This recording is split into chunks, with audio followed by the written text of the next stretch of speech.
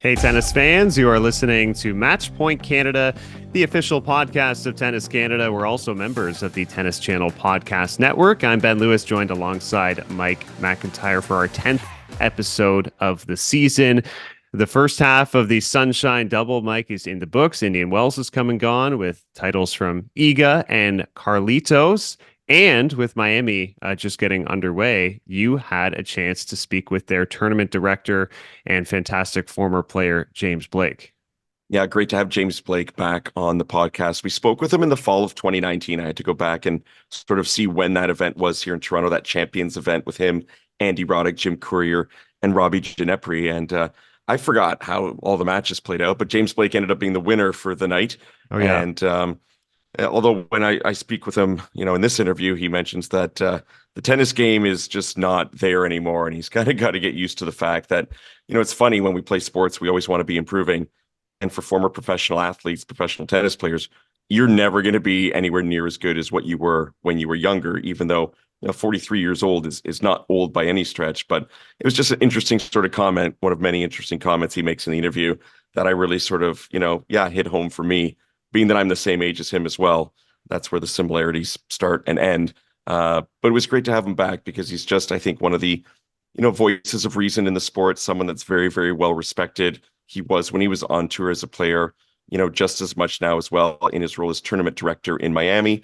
We talked about that role and his evolution in the job over the last 6 or 7 years, as well as his take on, many other things going on in the tennis world these days. So it's great to have him back. Definitely one of our big guests for this year so far, as we're 10 episodes in. And the year's flying. There's so much great stuff to talk about. But why don't we have a listen to my chat with James Blake to start?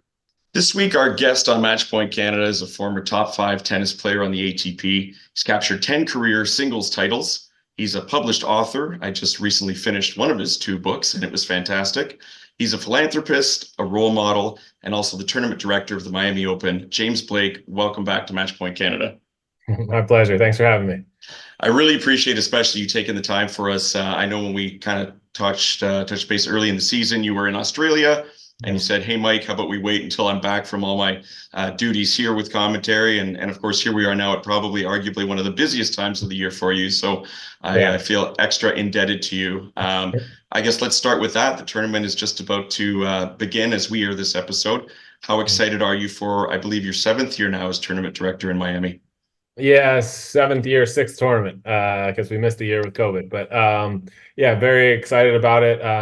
One thing that's been great is every year we have the ability to add, and that was the big step we took by moving to the Hard Rock Stadium from Crandon Park. Crandon Park's unbelievable with the nostalgia. That's where I played. It was a phenomenal event there, but I feel like the tour kind of outgrew it with the big teams now, with as many people are showing up and hopefully more fans as well. It's just easier access and just better for everyone, hopefully, at the Hard Rock Stadium. So we're fortunate to have the creativity of and the initiative of Stephen Ross to even offer it and to think to put a tennis stadium inside a 60,000 seat football stadium. So to show the versatility of the site. And it's been a pleasure. It really has been a learning experience to start, and now feeling like I've kind of gotten settled in a little bit more and learned about the process on this side as opposed to just being a player. It's been a lot of fun, and this year I'm looking forward to it again. Continuing to learn, continuing to get better, and hopefully continuing to make the tournament one of the premier stops on the ATP and WTA tour. And everyone leaving saying we're so happy to have been in Miami. It's definitely a unique venue, and it's great to hear that you're sort of settling into your groove now as you've been in the role for so many years. What was the hardest part when you got started? I mean, I could imagine many of the players were contemporaries of yours at the time, and I don't know if they're asking for special favors that they might not from a regular tournament director, but what was the challenge in the early going as you transitioned from being a player, and what's the most challenging part still today for you in the role? Yeah, that is one of the big challenges, is when you're so familiar with all the players. It's good and bad. It's good because they understand that you're fighting for them. You're not going into the locker room to explain something to them out of someone that's never been there. So it really helps you.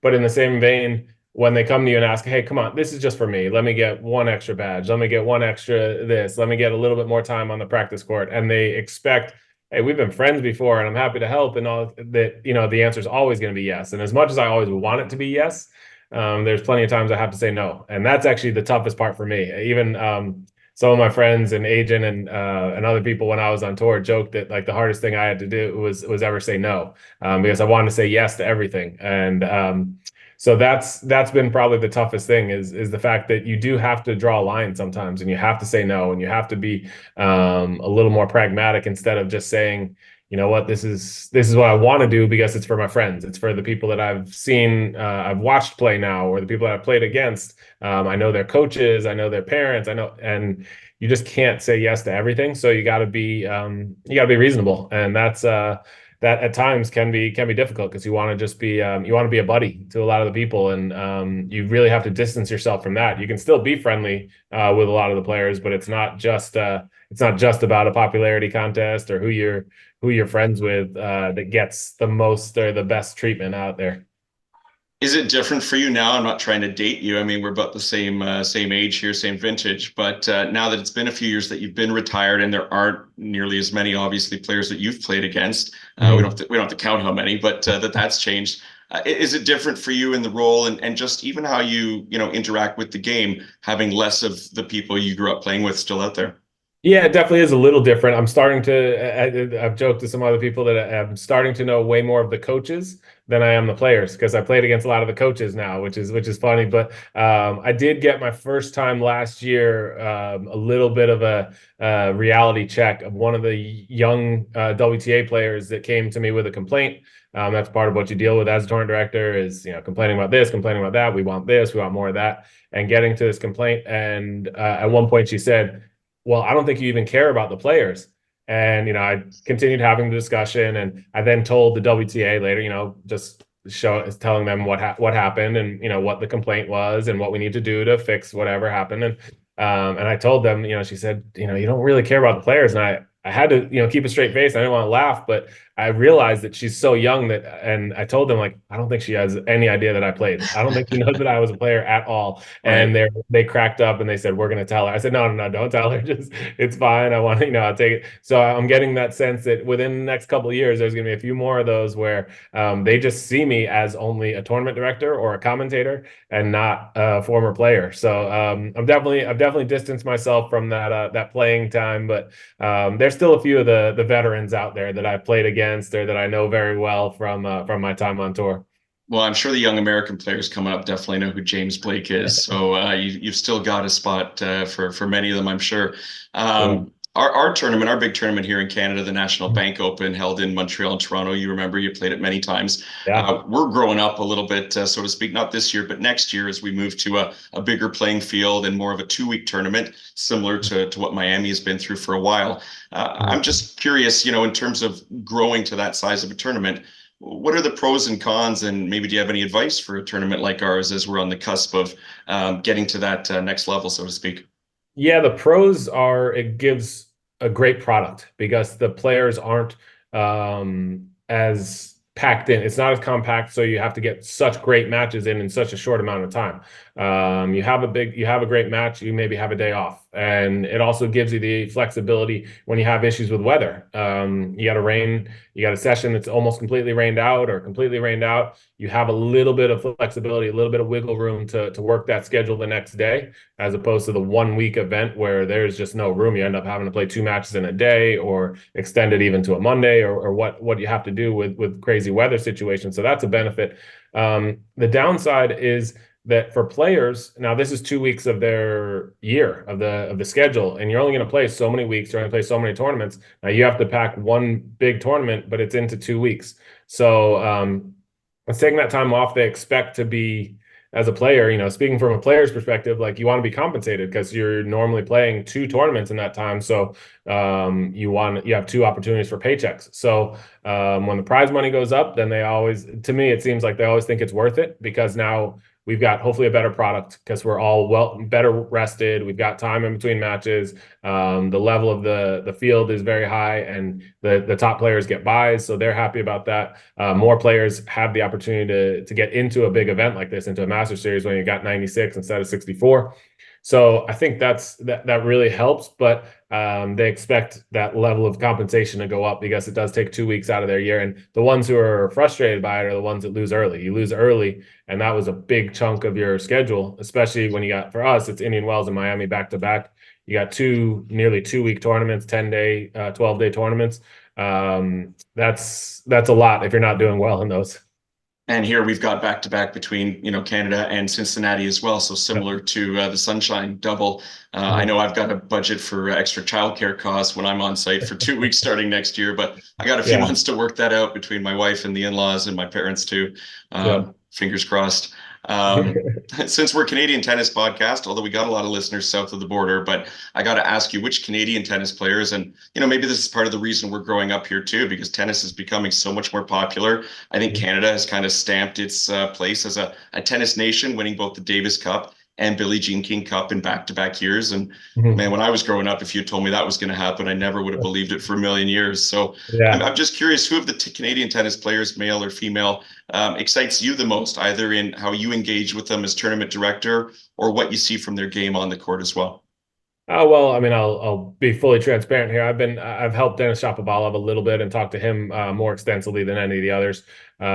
He's been coached by Matt Daly, a good friend of mine, and I'm just kind of there as a voice when he needs to talk, whether it's bigger picture stuff, mentality right now coming back from injury, and how to handle that. So he's the one that excites me the most because I see that talent. I see that he's such a really great human being, and so I definitely want to help any way I can because I see a lot of similarities in our game style and some of our personality, and some of the challenges with the injury in the middle of your career. So I definitely get excited seeing him play and hopefully getting back to where he was, what his level was.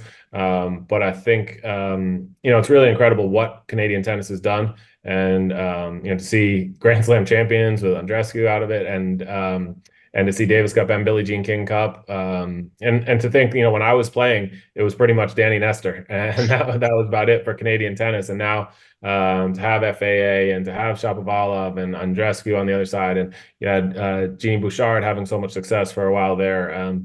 It's pretty impressive to see what's going on and the future that it holds. I mean, I remember seeing Felix play in the Junior U.S. Open. I think I was there. That might have been one of the years I was doing one of my first years doing commentary.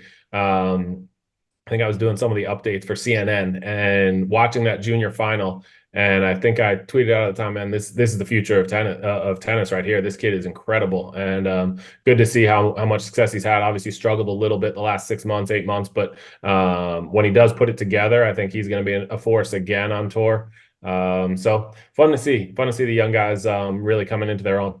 And they're still so young. There's so much time for them to continue to grow and develop. We think Felix especially feels like he's been around forever, but he's only like 22, 23 years old still, and I think back to when I was growing up, and no disrespect to Danny Nestor. I mean, he was the man in Canada literally for quite a number of years, but I grew up and it was like, oh, I want to be like Boris Becker or Stefan Edberg.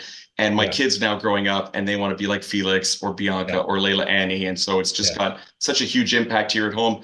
In the States, you've got such a depth of tennis, both male and female. And it feels like on the men's side, it's kind of finally catching up and going through another cycle or a boom, if you will, with players like Taylor Fritz and Francis Tiafoe and Shelton. My goodness, does he ever get people pumped up for the sport as well?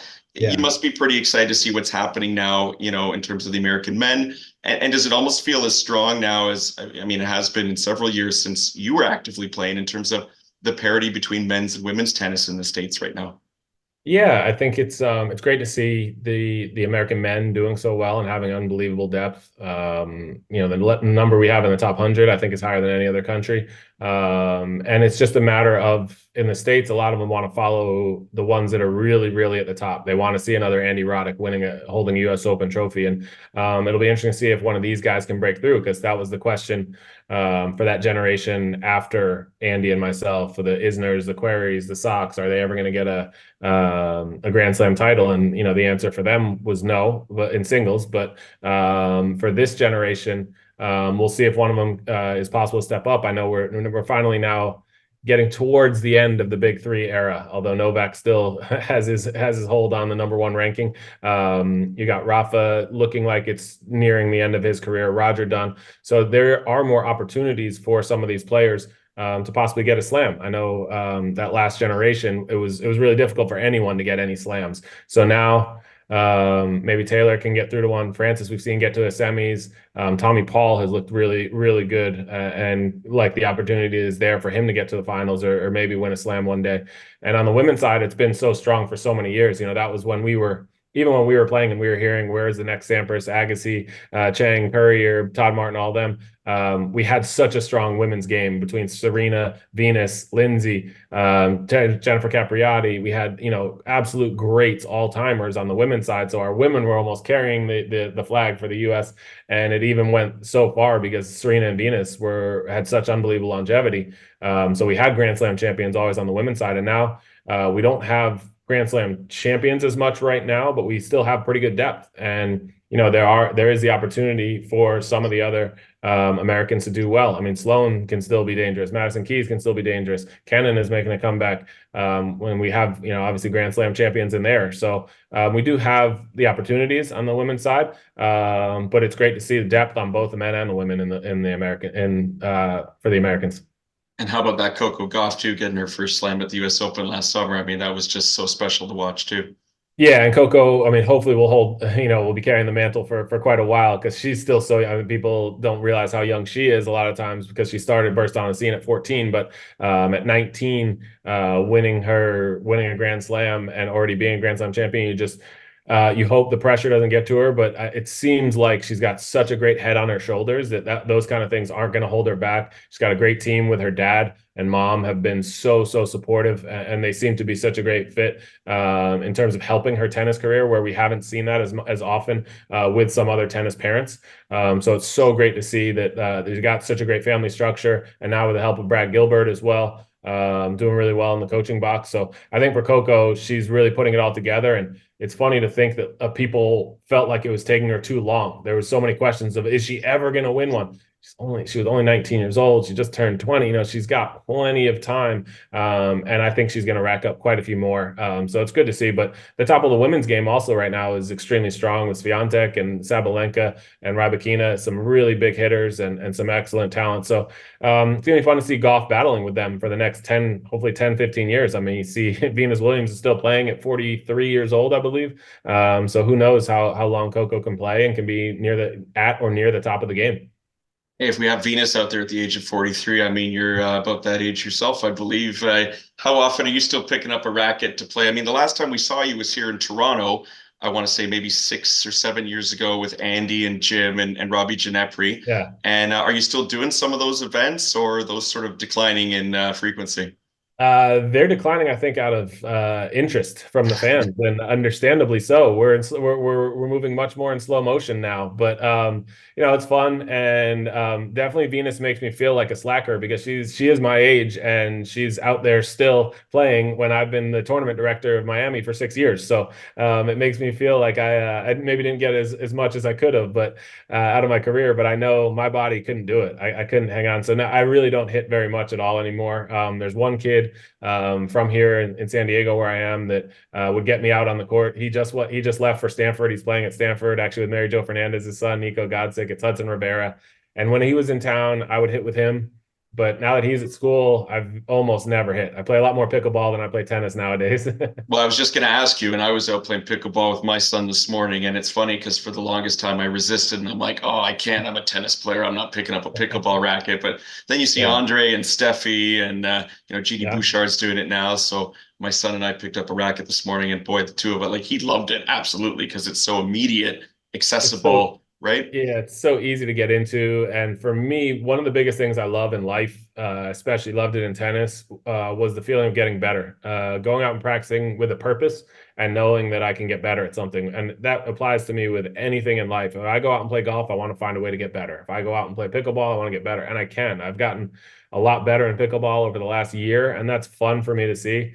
In tennis, I mean, sad to say, but I'm not getting any better. I can remember what I was doing at the US Open 15 years ago. I can remember how I was playing, but my body just can't do that anymore. So it's tough to say, okay, I'm going to go out and play tennis and get excited. The only thing really that makes me feel so excited about tennis when I do play is helping others. So when I hit with someone like Hudson and seeing him, the progress he made in the last 3 years, not because of me, but just because of everything he was doing, the hard work he was putting in, but seeing him get better and me being able to hit with him and see his improvement, that's fun for me. For me to go out and try to work on my serve or work on my backhand, not nearly as much fun as it used to be. So it's fun for me if I have the right reason to get out and hit.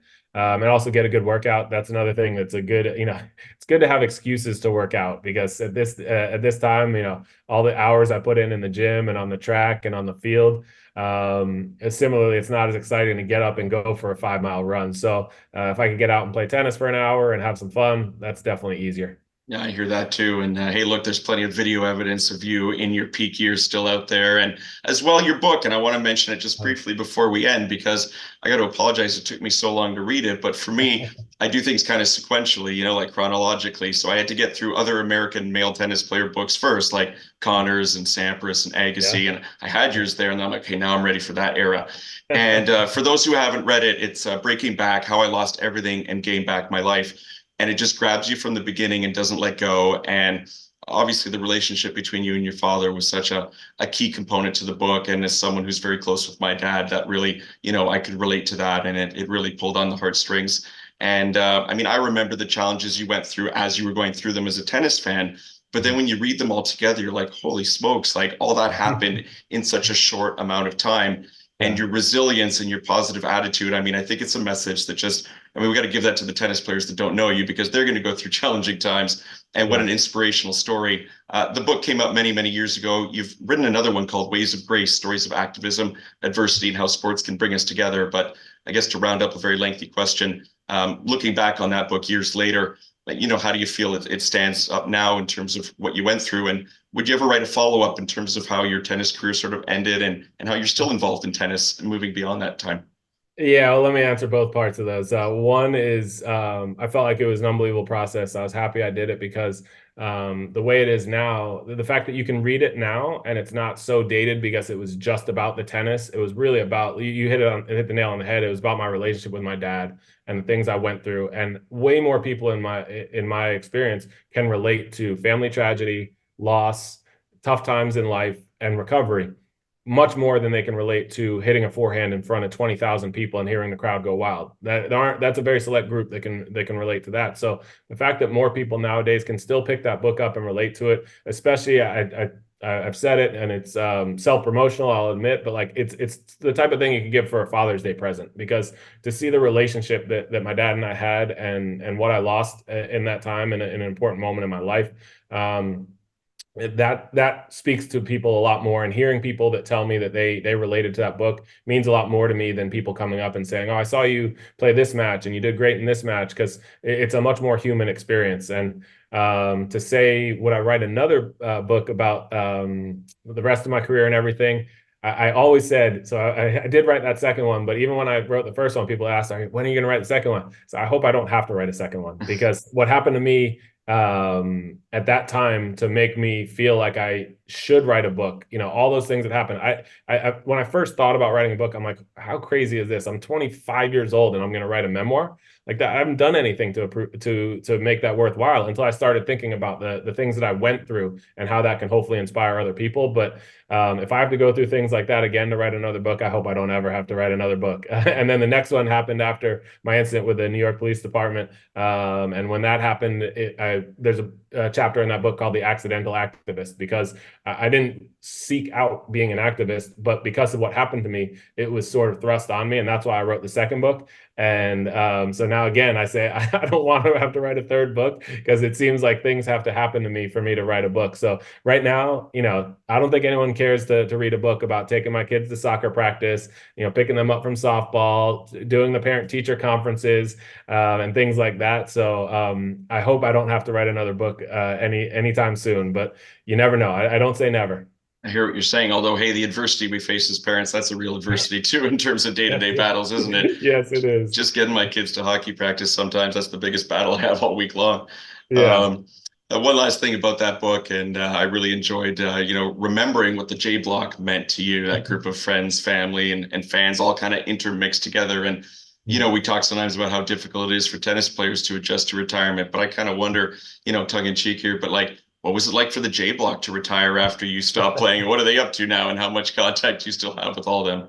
Well, that's actually a really hilarious question because, first of all, I've heard from at least 5 or 6 of them at different times individually to say that I ruined the U.S. Open for them because now they don't want to go back and watch because they used to go for about 10 years, 12 years. They would come to watch me and they would, have too many drinks, but get so excited, maybe take the next day off work, whatever. But like they had something so invested in that now to go back, they're just like, I don't really feel like going. So I've ruined it for them. I apologize. But they're the people I'm still closest to. I'm going to see 2 of them in Miami. One of them's coming out here for him and his family's kids and their spring break right after the Miami Open. I still see, I'd say I'm on group texts with them pretty consistently.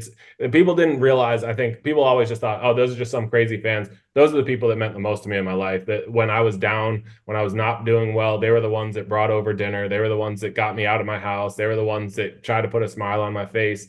And so those are the people that will be with me and close to me for my entire life. So J Block is always a part of my life, not crazy, going nuts, having too many Heinekens and good, having a good time there. They've all matured. They've all now got kids and families of their own and stuff, but our bonds will always stay close. No, it's great to hear that, and thanks for filming. And I was always curious, what happened to those guys and girls? Yeah.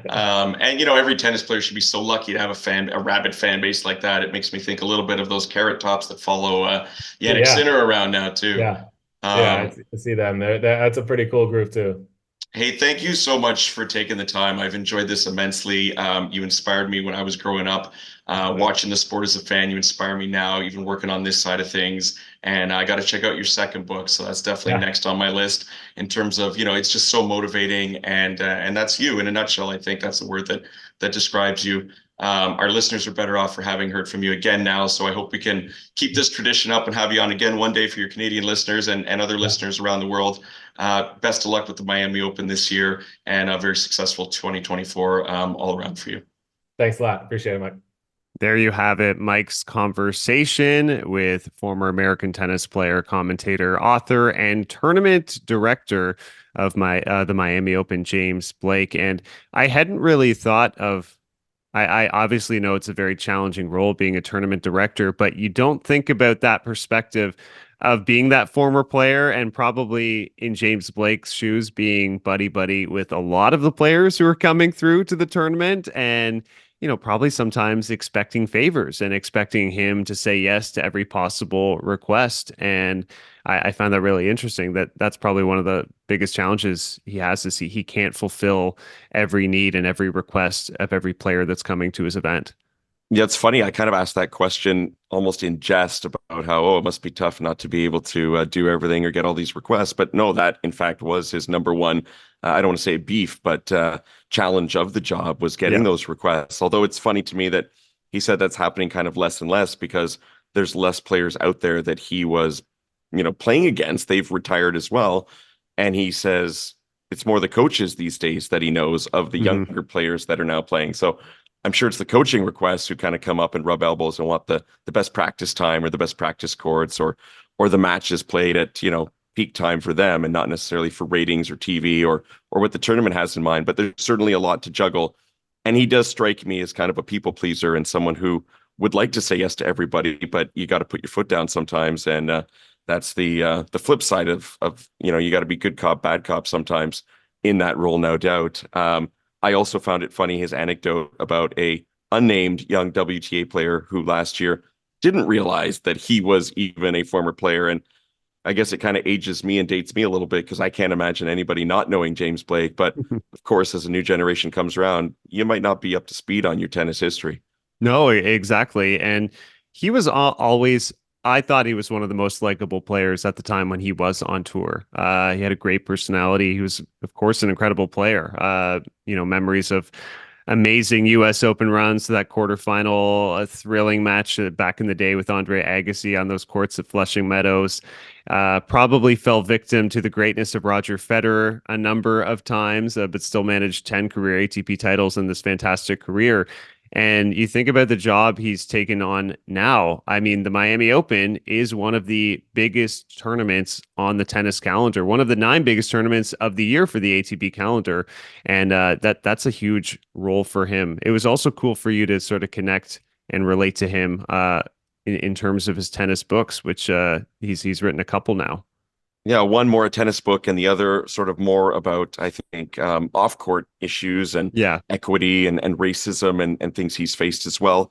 And, it just hammers home, like he said, he hopes he doesn't have to write another book because the books were more about the challenges and adversities he's faced. And my goodness, I think that man's already faced enough at such a young age, but just so inspiring. And I always go into a tennis book expecting it to be mostly about the on-court stuff. And clearly that interests me as a tennis enthusiast and, someone who follows the sport closely. But in the book about, breaking back and regaining his life, it was really more about the off-court stuff and the challenges he faced and the family aspect to it too. And I really appreciated that because it made it different than your common tennis book that you read from former players about their careers.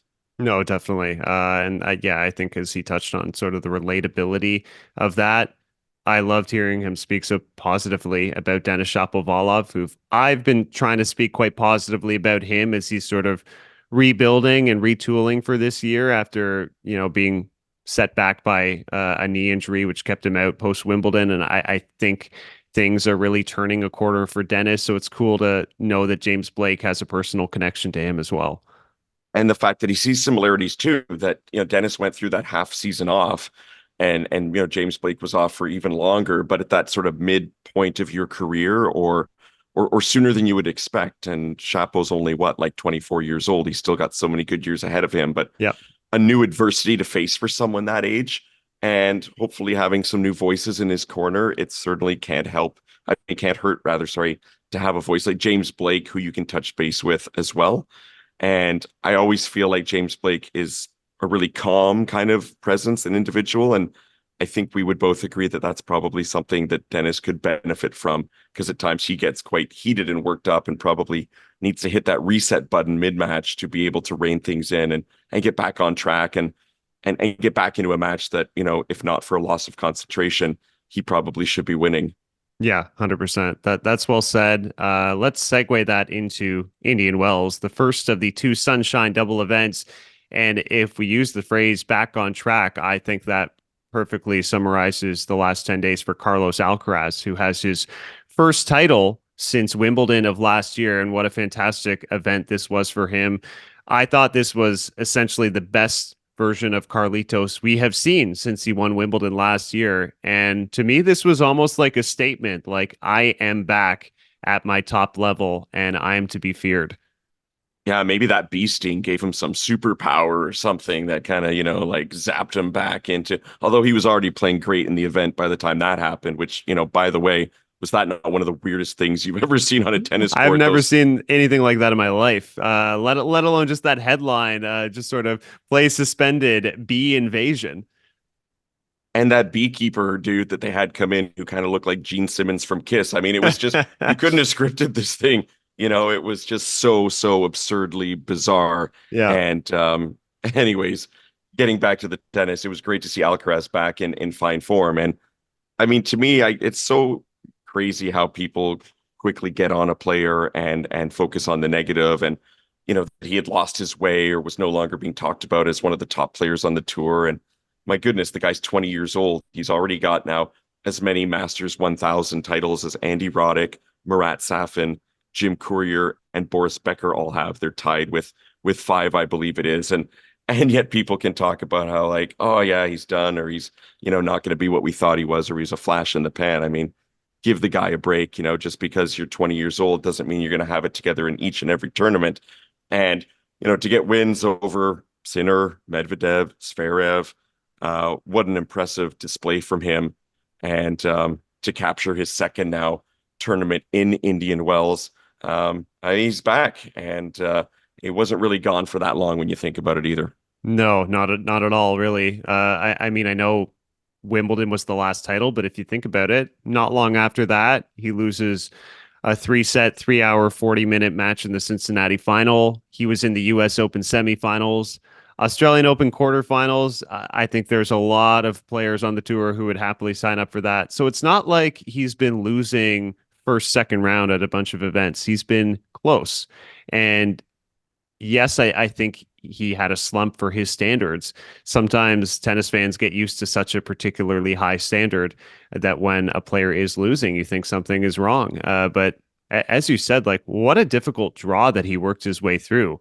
Multiple top 5 players in succession. Zverev, who's now up to number 5 in the world. Auger-Aliassime as well. Felix early on, who I know Felix isn't playing his best, but that was like he kind of got hit off the court by Carlos, which was he neutralized Felix's serve. And when they were competing from the back of the court in the baseline game, Carlos just had too much power and too many options that Felix could not keep up. And that was a pretty one-sided affair. And then to beat Zverev, Sinner, Medvedev, I know we'll talk about the early loss Novak Djokovic suffered, but it doesn't really get much tougher than that to win a Masters 1000. And he's now won 5 in his career. Second player to win 5 Masters 1000s or more before the age of 21. You have a guess at who the other is? Rafa. There you go.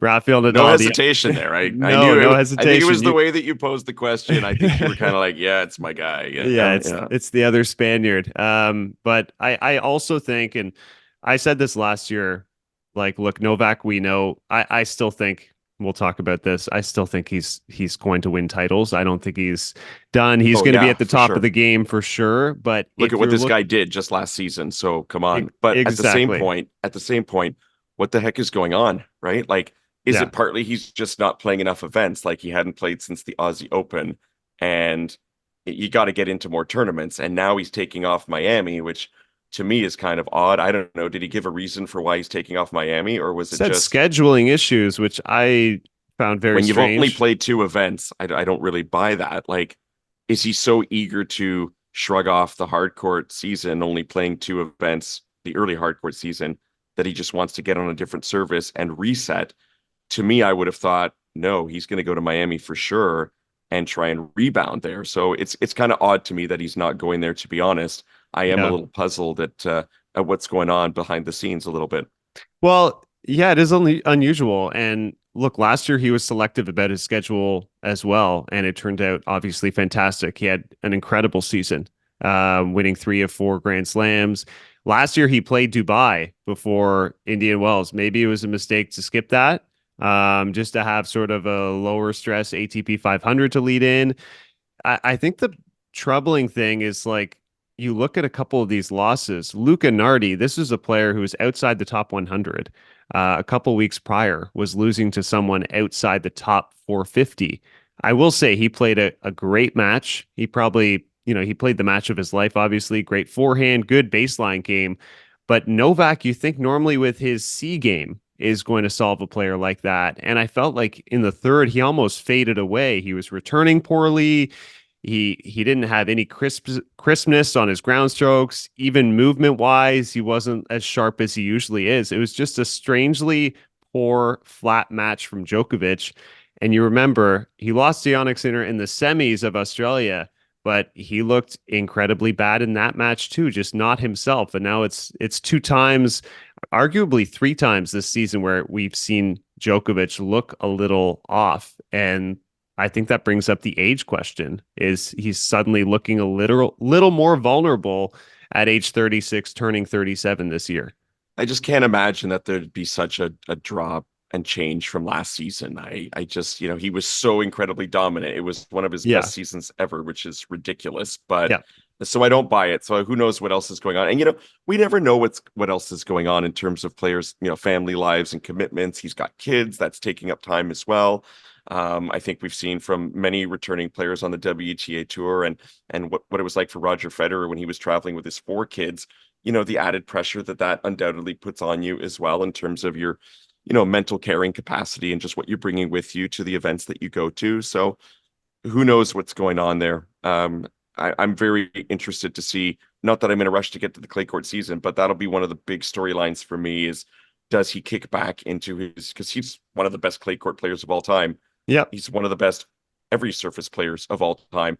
And that's part of what makes him kind of unique is I think Djokovic, less so than with Rafa and with Roger, there was less of a little dip between the surfaces, even though those other two guys were incredible on all surfaces too. But so for me, when he gets back on the clay, how he's going to respond there and is he going to get back on track? Yeah. And I still think he's going to be, he's that best of 5 monster. Like, I think if he's playing Luca Nardi in a best of 5 format, he probably solves this and works his way through, right? And he did that. How about this guy though? This will be a match. You can never take this away from Nardi. Like, he's going to be able to say he beat the best, arguably, male tennis player of all time. Yeah. This is a story for the kids, the grandkids. This is like, you wouldn't be able to wipe that smirk off my face for the rest of 2024, even if I lost every match I ever played again that year. Oh, for sure. And maybe, hopefully, in his case, the opposite happens, that it propels his confidence and belief, and it turns into a great career for him. Let's talk a little bit about Daniil Medvedev. A great tournament. He's now been to the finals of Indian Wells consecutive years. He took time off. He skipped Dubai, another crushing loss in the finals of Australia, but he's obviously playing exceptionally well. And we had this like chippiness with Holger Rune when they were showing down in the quarterfinals. He rallied to beat Tommy Paul in the semis. Yeah, like Daniil is kind of right there. He's not winning, but it seems like he's at the tail end, the business end of every tournament he plays. Yeah, and it's the opposite of the business end that I like about him when he's being kind of snarky on the court and when he's, I mean, boy, he hiked those shorts up awfully high, didn't he, to mock Holger Rune in that match. And I love that personality. I love that playfulness. I love that little edge to him. And we've had him on the podcast before. We had him on last summer. Feel free to go back if you didn't check out that interview with Daniil Medvedev from the National Bank Open in Toronto. And he's just so insightful. And there's a lot of there's a depth to him and the way he analyzes the game and the way he likes talking about the game. Mm-hmm.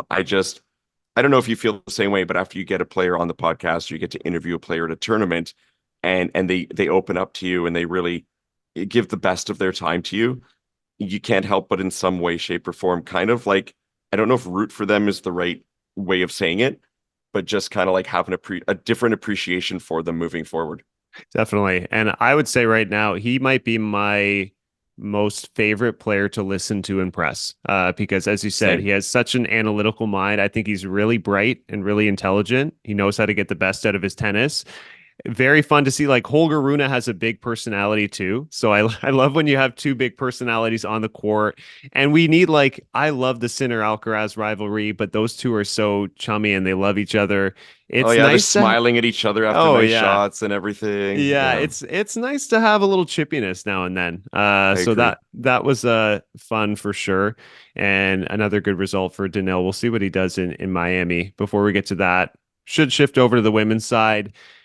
I don't know what your top 10 was leading into Indian Wells for Tennis Canada in terms of contenders. I put Iga Swiatek first. I just feel these events, the way she's been playing, she's had 2 hiccups on the season, but ultimately she's 20-2 overall. She's won 2 titles now and just picked up her 8th WTA 1000 with a second Indian Wells title. And she didn't drop a set through the 10 days. She was completely dominant. Yeah, it's going to take a lot for someone to, push her off the perch for me, even though the real blip she had this year, I guess, was at the Aussie Open falling in the 3rd round. But she ended 2023 in such dominant fashion. Mm-hmm. And like you said, she's got 2 titles now. She made the semis in Dubai as well. In this one, she handed out a bagel or a breadstick in every match in each of her straight set wins en route to the title.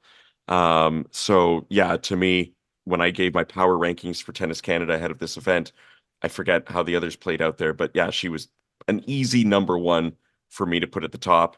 And she's won the Sunshine Double before back in 2022. So going into Miami, heavy favorite again. And if you've won those 2 tournaments once, it's got to give you so much confidence to be able to do it again. And, and then look at someone who's, again, super, super great on clay. She's got to be feeling pretty darn good about herself right now at this part of the year. Yeah. And look, I always think she is the best player at this stretch of the season overall. Obviously, Arina Sabalenka plays incredibly well in Australia. We know that. But you look through what she's done when she had her 38 match winning streak the other year. It was through sort of this block with Dubai and Doha and going through the Sunshine Double, leading into clay, where she is clearly, without a doubt, the most superior clay court women's player on the planet. When she gets on a run like this, like, I wouldn't be stunned to see another one of those huge winning streaks. And it really feels like someone has to do something very special to stop her. It was interesting to see Caroline Wozniacki put up such a great fight against her. It was unfortunate she had to withdraw and retire from their match due to foot blisters. That was early in the second set, but she was up 4-1 against Iga in that first set. So Swiatek had her back against the wall a little bit there. But other than that, you look at the final she played against Maria Sakkari. They were 4-4 in the first set. Iga gets ahead, takes that first set 6-4, and then just steamrolls through the second. It's like once you give her an inch, she takes a mile. And it's so impressive. There's no looking back. It's like when she played Bianca, it was a year ago, I guess, and Bianca played her so tight in the first set. It was a tie break. She really looked to have Iga kind of on the ropes and a little bit worried. And then it just, from there, something clicked in Iga, and there was no looking back as well. And I should mention before I forget that Bianca was on site in Indian Wells, where I can't believe it was 5 years ago, where she had that initial huge victory that, winning the US Open, I don't think shocked people as much as her winning Indian Wells. That was really her coming out party 5 years ago. And it was nice to see her back there, but unfortunately it wasn't with the tennis racket really in her hand. So, I think I've seen photos and videos of her practicing on clay lately. So it would seem to me like she's targeting hopefully a return for the clay court season. But, I think the tennis tour is better. And certainly the Canadian tennis landscape is better when Bianca is out there playing. I kind of just hijacked your Iga chat, but no, that's fine. Look, I think there's only so many compliments we can throw her way anyways at this point. Yeah. I am super excited for Miami. The women's draw is out as we're recording this, and there's some mega matches already, as there always seems to be in the women's side, including a returning Simona Halep, who opens against Paula Badosa, winner to play Arina Sabalenka. Wow. That is craziness right there. That's welcome huge. back. Welcome back to the WTA. No kidding. Were you surprised? Like, she so immediately announced herself as returning to the tour. Like, I thought there might be a little period of time for Simona Halep after she was cleared to play again before she actually returned to a tournament. Well, to me, it tells me a couple things. One, just how, flipping hungry she is to get back out there. Yeah. No doubt she's been practicing and training hard over the last while. I wonder if there was an inkling that maybe things were going to get reduced, or that there was a good chance and she knew the date that conversation was going to happen. So she was gearing up in case things went, as it turns out they did, in her favor. So it doesn't surprise me. And knowing Simona Halep, and she's 32, 33 now. She also realizes that the window is only going to be there for so long for her to get back into the swing of things. She's been gone for almost 2 years, I believe, which is, quite a lengthy time to be away from the game. But, she looks super fit. She's got to be super hungry, chip on her shoulder, no doubt, to go out there and prove that she still belongs at the top of the game. And I expect, not necessarily in the first tournament back, but I think Simona Halep still has a lot that she can contribute to the game at a high level.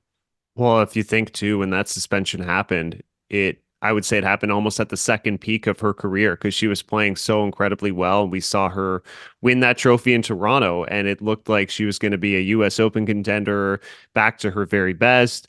That partnership, of course, with Patrick Mouratoglou eventually blew up as a result of maybe this doping suspension, which is now gone. I think she's a formidable player, and the fact that she's getting this lead-up tournament into the clay, where if there's a player I could say who, if she's at her best, could challenge Iga Swiatek on a clay court surface, maybe it is Simona Halep. We probably should talk a bit about the Canadians before we wrap up in terms of Indian Wells and Miami.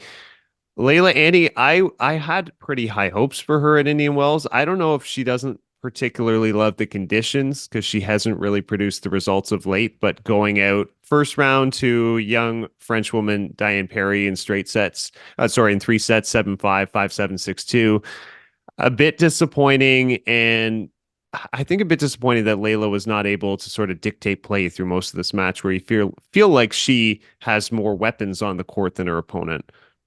Yeah, she got my hopes up back in Qatar when she made the quarterfinals, losing to Rybakina after beating Zheng Qinwen, Paula Badosa, Samsonova as well. Yeah. And now it's kind of like 3 tournaments in a row of only one victory to show for it. So, will the real Leilani Fernandez please stand up? Because I think she's got, just so much talent and you want to see it on a consistent basis. I guess, the thing is when you think about it, aside from the Swiateks, Alcaraz, Medvedev, Sinner, like how many players are there out there that are consistently producing those results that you want to see? I feel like probably many fan bases, when they look at their players, think, oh gosh, why can't they do that week in and week out? Yeah. And, it's just so tough to be able to do that because of the depth of talent that exists out there. Yeah. And look, I mean, especially the women's tour, there's been a lot of volatility. I can only imagine if you're a passionate Ons Jabeur fan, how you're feeling about her right now. The struggle she's going through. Suddenly you're getting hopeful about Maria Sakkari, who's partnered with Jessica Pegula's former coach and now makes a huge final at Indian Wells. If you're a Pegula fan, how are you feeling about her? She's really struggling at the front end of this season. I think the good thing is you can really quickly turn the page. I like Layla's tennis on clay as well if Miami doesn't work out.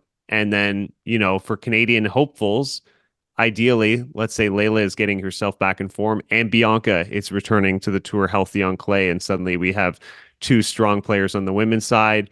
I think Denis Shapovalov is starting to turn a corner as well. Like he loses a very tough 3-set match right at the tail end to Lorenzo Musetti, who's a fantastic player. Felix gets a win in that first round before losing to, obviously the dominant Carlos Alcaraz. So I think the tide is starting to turn. If we touch on Milos Raonic for a moment, again, he gets a win and then pulls out before facing Holger Rune in that second round. So frustrating. You feel for him. And again, talk about a player that we've had lengthy chats with over the course of the last 6 to 8 months since he's come back on the tour. And so we know firsthand how much this means to him and how much he wants it. And it must be just so incredibly demoralizing and frustrating that it seems, well, it doesn't seem. He's played, 3 tournaments so far this year, and he hasn't been able to complete any one of them on his own terms, unfortunately. I know with the clay season coming up, he had aspirations to play the clay court season because he does want to qualify for the Olympics in Paris, which are going to be held on clay. I wonder how realistic that is. And if you're already struggling with, your physical state, just going back to a surface that historically had challenged your body, does that make sense too? It feels like an unnecessary risk. And I don't know if part of the reason we're seeing Milos play, despite not being at full health, is he is kind of chasing that spot to be eligible for the Olympics and really desperately improve his ranking. And he did. Yeah, exactly. Yeah, he did accomplish that, I suppose, by playing Indian Wells and getting that one win because he's jumped up 27 spots and suddenly he's back inside the top 200. So it does win you a lot, obviously, to get a victory at a Masters 1000. But then at what cost? Is it going to set him back for later? And there's not really a sign that he's going to be able to keep his body together for a full season. So then are you thinking, should we skip that clay season and try and maybe peak for grass? I don't know. I mean, for me, if you're going to put your eggs in one basket and you're Milos Raonic, you're putting them in the grass court basket. That goes without saying. Yeah. And I don't know, you get the feeling that it would be probably unlikely he continues beyond this year, the way things are going. And you knew how much it meant to him to get back last year and play Wimbledon. He wants to play there one more time again if he can. Definitely. Before we wrap, this was a tidbit of news over the past week. Breakpoint on Netflix, which did enjoy 2 seasons, though I don't know ratings-wise how successful, not being renewed for a 3rd season. You surprised? I mean, I don't know how many people enjoyed the seasons. They might have enjoyed the run at Netflix or whatever, the players who were involved. But I got to be honest, I didn't particularly enjoy it all that much. It fell way short of what I was hoping for. There wasn't enough drama. There wasn't enough see a full match, to its, not its conclusion, but show us a match aside from just a couple of points. Yeah. Show us the ebbs and flows of a real tennis match. I I don't know if they picked some of the wrong players in terms of personality. It just didn't click for me at all, and I wanted it to. And it didn't scratch the itch, unfortunately. And so it's not shocking to me that it's done after 2 years. Yeah, I think it was a series. Obviously, the idea itself is fantastic, and we want to see the sport marketed, and we want to see growth for tennis as much as possible. So I love the idea that a series is being picked up on Netflix. I think it missed the mark. I think execution wise, maybe you had some people behind the scenes that don't necessarily know tennis. I thought they got some great names in terms of commentators, seeing Jim Courier, Prakash Amritaj, these guys discussing or breaking down portions of the season and why they're important. But in terms of tennis storylines and really capturing the viewer's eye, they sort of failed in that regard. And as you said, maybe highlighting the wrong players. A certain top 10 men's player who many people were very disappointed got a full episode dedicated to them in season 2, highlighting a lot of Nick Kyrgios, which I eventually tired of. So disappointing. I am excited though, next year, Netflix documentary for Carlos Alcaraz. So let's hope they do that one right. Yeah, hopefully they don't bungle that one up too. No kidding. Yeah, we'll watch it, right? We'll watch it for sure, and we got high hopes. So hopefully they learn from this experience moving forward. Yeah, hopefully. Thanks so much to James Blake, our guest for this week on the podcast. Guys, you've been listening to Matchpoint Canada. We will talk to you next time.